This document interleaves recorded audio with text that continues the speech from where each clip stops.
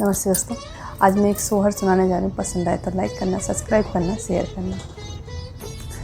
कहाँ ही जन्म है राम, कहाँ पे भैया लक्ष्मण, कहाँ पे भैया लक्ष्मण हो सखिया, कहाँ पे जन्म कन्हैया ती नहु कुल तारई, तीनहु कुल तारई हो।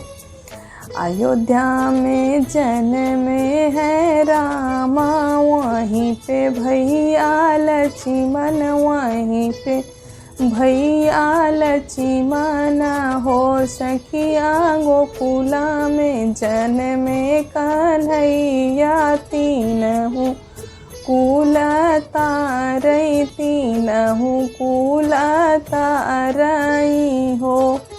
के करे निजन में है राम, के करे भैया लक्ष्मण, के करे भैया लक्ष्मण हो सखिया, के करे निजन में कन्हैया, तीनहु कुल तारई, तीनहु कुल तारई हो।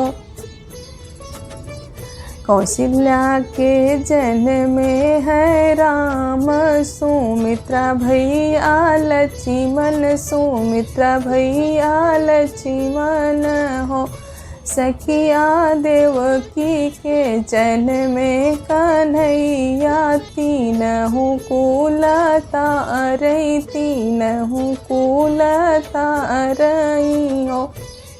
काऊ करई जन्म है रामा, तो के बिना लक्ष्मण, काऊ भैया लक्ष्मण हो सखिया, के बिना जन्म सखिया, के बिना जन्म कन्हैया, तीनहु कुल तारई, तीनहु कुल तारई हो।